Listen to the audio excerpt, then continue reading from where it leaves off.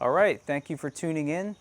Today we are going to be changing the battery in our Honda CRF 250F. I'm going to be upgrading from this LED acid battery that's been in here since the bike was new, which is about 3.5, 4 years. We're going to be upgrading to an anti-gravity lithium-ion battery in this bike.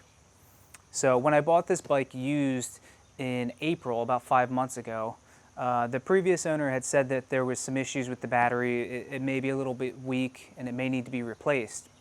So before I did that, I went ahead and bought a battery tender charger for the battery to see if I could restore the health of it and see if I could get some more use out of this battery before I went ahead and bought another one.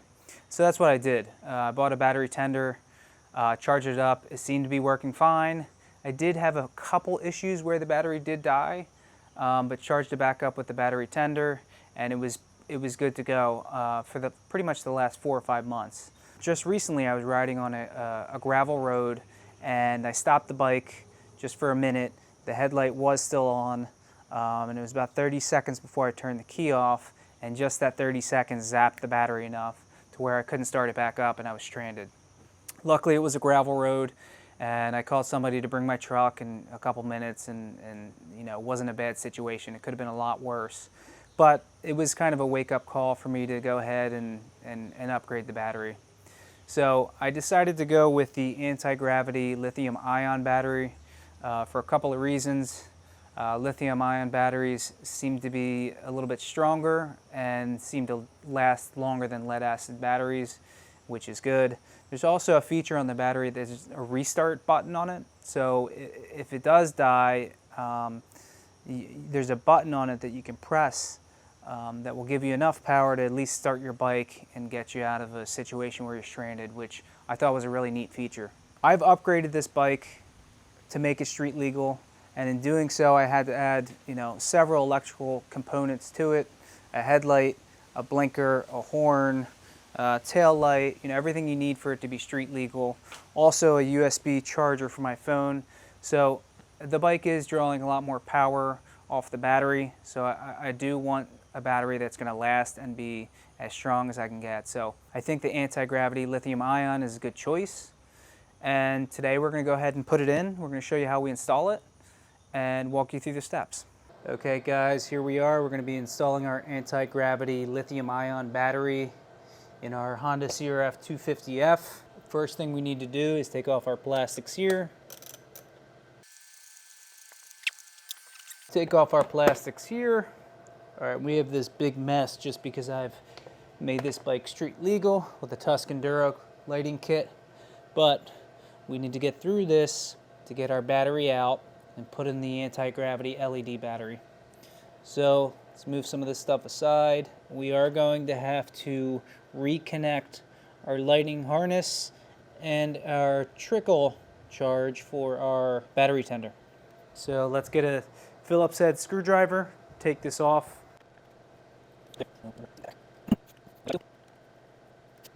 What we're going to have to do now is take off this clip here for the battery. So this looks like it's just a standard nut. We're going to have to take that off.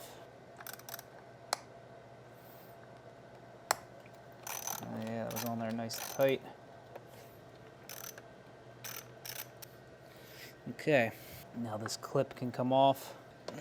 Now the battery should just come right out. And we cut on here. Yep. What's important is we want to make sure that this anti-gravity battery fits in there, because it does seem like it is smaller. Let's put it there for fitment for a second. Yeah, it does appear to be a little bit smaller. So the kit also comes with these little foam pieces that you can put in just to make it fit a little bit more snug. So I'm gonna do that. Yeah, that definitely helps. Now the restart button, the neat thing about this battery is if you leave your lights on or you leave your key on, when the battery detects it's gonna drain below the voltage it needs to run, it goes into sleep mode and it'll just shut off. And then what you can do, if your bike is dead, is you can come in to this battery and you can hit this restart button, and that'll boost it up to the proper charge so you can at least start the bike and get it home to recharge it. So definitely a great feature if you're worried about getting stranded.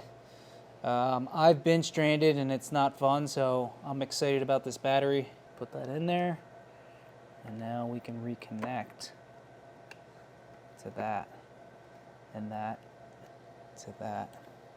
Okay, in the kit, you're gonna get a bag of screws and washers. So one thing you do need to do in these terminals, you need to put a threaded receiver for your screw. So you can slide that right there in the inside of it, and that way your screw is gonna screw into that. So I'm gonna do that now on both sides, negative and positive. The other question is, can the screw fit through the terminal leads that are on the bike? That might be a problem. So I finally got that screw to catch on that threaded washer there. So now that they're caught, all I have to do is reconnect my pieces here.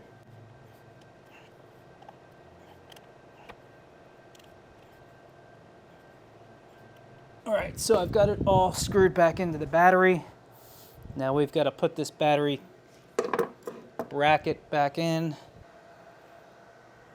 Okay, after a lot of finagling, we finally got everything back in place. So what we need to do is secure this. We're going to put our battery bracket back in there. Screw that down. I think this is a number 10 socket. Let's give the bike a start and make sure it's working.